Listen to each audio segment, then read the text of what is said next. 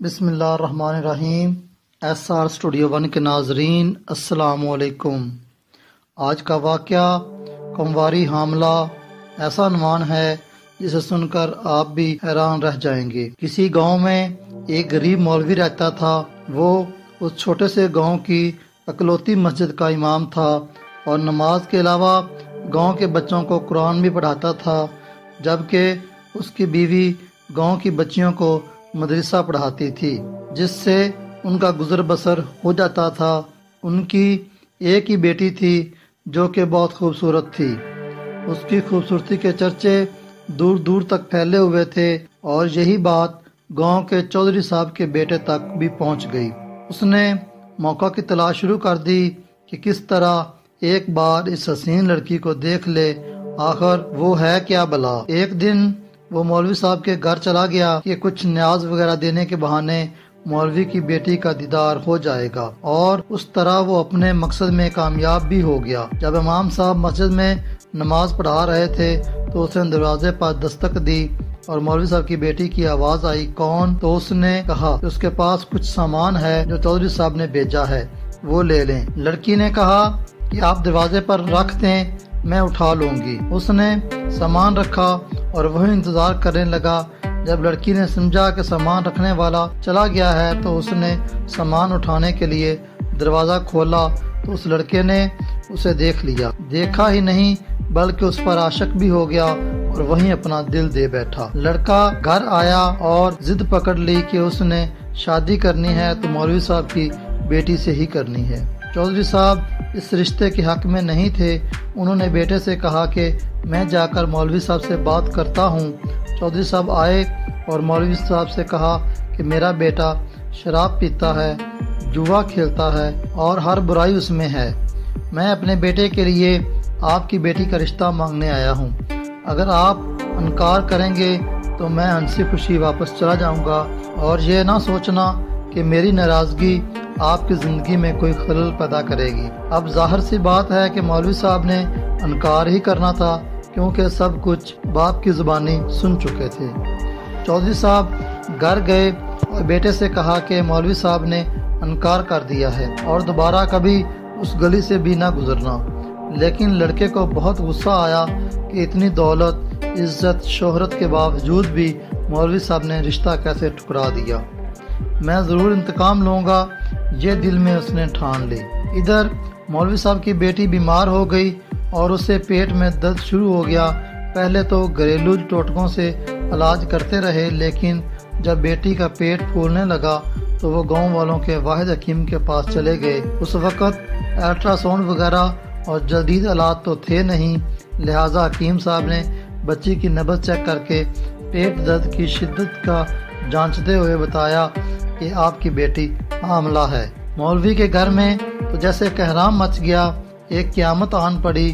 مولوی نے بیٹی کو بہت مارا پیٹا کہ کس کے ساتھ منہ کالا کروا کر آئی ہے، کس کا بچہ ہے تیرے پیٹ میں۔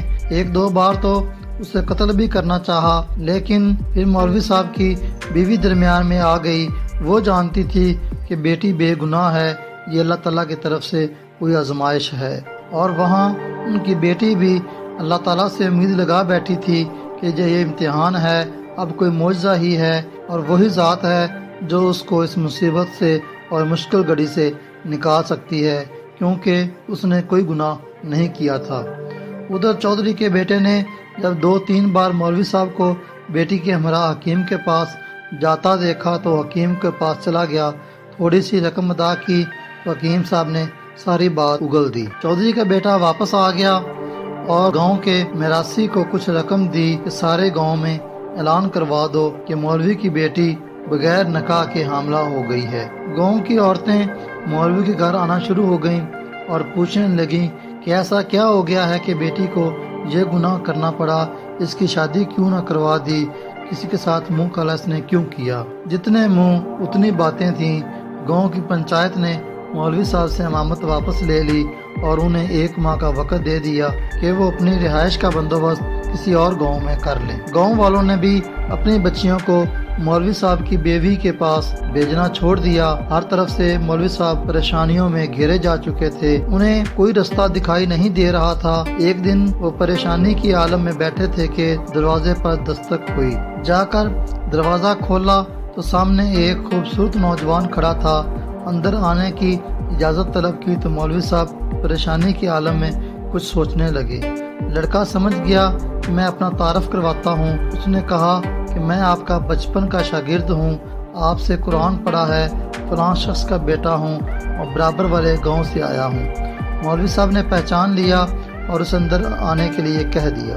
उसने अंदर आने का मकसद बताते हुए कहा कि उसे मालूम है कि आपकी बेटी के साथ ये माजरा पेश आया है, और साथ ये भी बताया कि मैं साथ वाले शहर से हिकमत का कोर्स करके आया हूँ और गांव में हिकमत खाना बनाने का इरादा रखता हूँ। लेकिन आते ही इस बात का इल्म हुआ तो उसे यकीन नहीं आया ये वाकया सच है, और इसका राज मालूम करने के लिए आपके पास आया हूँ। मौलवी साहब को भी कुछ उम्मीद सी नजर आने लगी। उस लड़के ने मौलवी साहब की बेटी की नब्ज़ देखी, कुछ तफसीलात पूछी और फिर कुछ सोचते हुए मौलवी साहब से एक बकरे और एक कुत्ते का बंदोबस्त करने को कहा, जबकि लड़की को दिन का खाना खाने से मना किया और भूखा रहने को कहा। उसकी बात पर अमल करना पड़ा।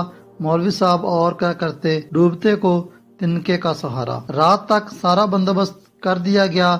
लड़के यानी हकीम साहब ने गांव की कुछ मोअज़्ज़ज़ औरतों को भी बुलवा लिया और उनसे बकरे का गोश्त पकाने को कहा। जब गोश्त पक चुका तो उस लड़के ने लड़की से कहा कि पेट भर कर गोश्त खाए। लड़की भी सुबह से भूखी थी, जी भर कर गोश्त खाया। जब लड़की ने गोश्त खा लिया तो उस वक़्त तक मोहल्ले के कुछ मजीद लोग भी मौलवी साहब के घर के बाहर जमा होना शुरू हो गए कि यहाँ क्या माजरा चल रहा है। उस लड़के ने मौलवी साहब की बेटी को बुलवाया और दूसरे कमरे में ले गया जहाँ उसने पहले से कुत्ता ज़िबा कर रखा था।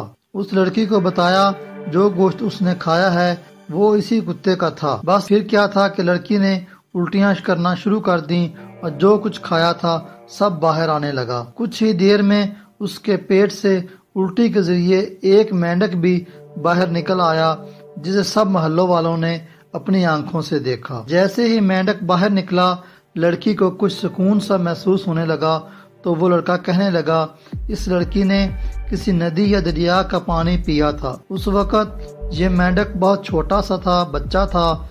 इसके हलक के जरिए पेट तक जा पहुंचा। जब वो मेंढक का बच्चा बड़ा हुआ तो उसे तकलीफ शुरू हो गई और इन्फेक्शन की वजह से इसका पेट फूलना शुरू हो गया। गांव के सब लोग उस लड़के की जहानत और हिकमत देख चुके थे और उस लड़की की पाक दामनी भी सब पर वाज़ेह हो चुकी थी। मौलवी साहब ने उस लड़के के साथ अपनी बेटी का निकाह कर दिया और वही हंसी खुशी अपनी ज़िंदगी बसर करने लगे। दोस्तों, कुछ वाक़यात ऐसे भी ज़िंदगी में सामने आ जाते हैं। हर किसी पर इस तरह का इल्ज़ाम नहीं लगाना चाहिए। अल्लाह ताला हम सब को अपने हिफ्ज़ व ईमान में रखे। अगर आपको वीडियो अच्छी लगी हो, वीडियो को लाइक करें, चैनल को सब्सक्राइब करें, कमेंट सेक्शन में अपनी राय का इज़हार ज़रूर करें।